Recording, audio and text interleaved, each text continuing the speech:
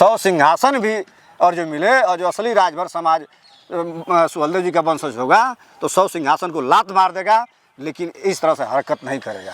ये मन बड़ बोल नेता थे, तो इनको हैसियत में इनकी औकात उस दिन बताई गई कि देखो ओम प्रकाश राजभर, तुम्हारी यही औकात अब रह गई है। राजभर समाज ना अंग्रेजों के सामने झुका था, ना तो मुगलों के सामने झुका था। 1 से लेकर 20 ईस्वी में कभी झुकने का काम नहीं किया।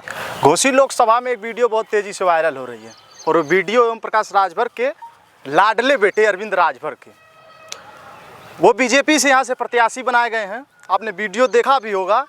बीजेपी कार्यकर्ताओं के सामने पारंपरिक दंडवत से वो क्षमा मांग रहे हैं, और साथ में जो हमारे व्यक्ति हैं ये परिचय का मोहताज नहीं है, हमेशा से राजभरों की आवाज़ बुलंद करते हैं, और ये सुहेलदेव स्वाभिमान पार्टी के राष्ट्रीय महासचिव हैं। हमने इसलिए इन्हें अपने जनता एक्सपोज के दर्शक के सामने लाया क्योंकि कहा जाता है ओम प्रकाश राजभर जी जब से राजनीति कर रहे हैं तब से उनके साथ हैं। हालांकि इनसे बेहतर कौन उन्हें जानेगा। नेताजी, पहले बहुत बहुत स्वागत है जनता एक्सपोज पे। बहुत बहुत आपके चैनल को मैं स्वागत करता हूं। आप गोरखपुर से चल कर आए हैं, गगहा से यहाँ तक घोसी लोकसभा में। ये राजा नहुस की धरती है। यह चलिए चलते चलते हाँ। राजा नहुस की धरती है। आपको मैं यहाँ से अभिनंदन वंदन करता हूँ। सर बहुत बहुत धन्यवाद। सर सबसे पहले हमारा सवाल, जिस तरह वीडियो वायरल होने के बाद ओम प्रकाश राजभर जी ने कहा अपने कार्यकर्ताओं को ऐसे ही क्षमा मांगते हैं, क्या सही है? आप तो उनके साथ ही हैं। ये बताइए कि नीतीश जी कैसे क्षमा मांगे थे, उतना बड़ा बयान दिए थे महिलाओं के प्रति। जब महिलाओं ने चला गया मुकदमा ठोके उनके ऊपर, तमाम तरीके से भारत में विरोध हुआ।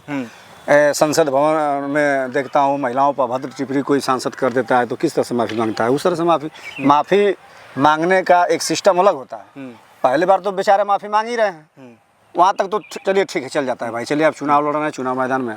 लेकिन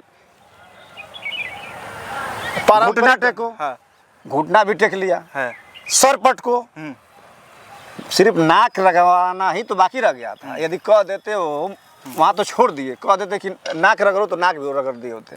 ये क्या यही सुहेलदेव जी के वंशज का जो ये अपमान किए हैं, भारतीय जनता पार्टी अति पिछड़ों का जो अपमान किए, दलितों का जो अपमान किए, दिखा रही है कि देखो हमारे पार्टी में तुमको जूता ही साफ करने के लिए रखा गया। जैसे ओम प्रकाश राजभर बोलते थे कि भाजपा में पिछड़ों के नेता जूता साफ करते हैं मोदी योगी जी का, तो ये लोग कल क्या कर रहे थे, कौन सा ड्रामा था?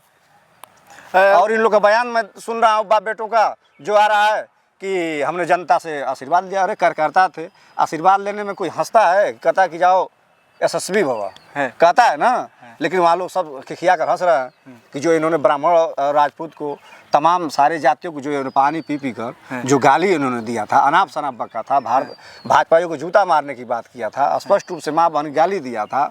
ये चंदौली के जो सांसद हैं, वर्तमान में मंत्री भी हैं, उनको भी गाली देने का इन्होंने काम किया। तो ये मन बड़ बोल नेता थे, तो इनको हैसियत में इनकी औकात उस दिन बताई गई कि देखो ओम प्रकाश राजभर, तुम्हारी यही औकात अब रह गई है।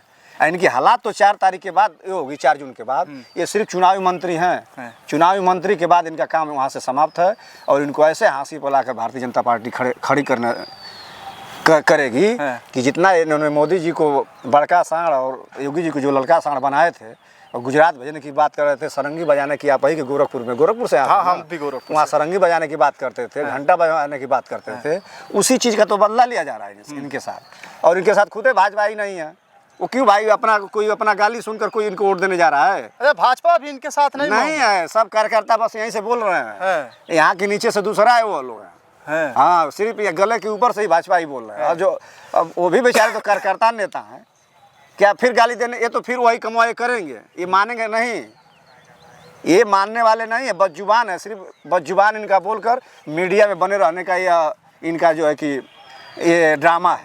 हाँ, ड्रामा ये लोग करते रहते हैं।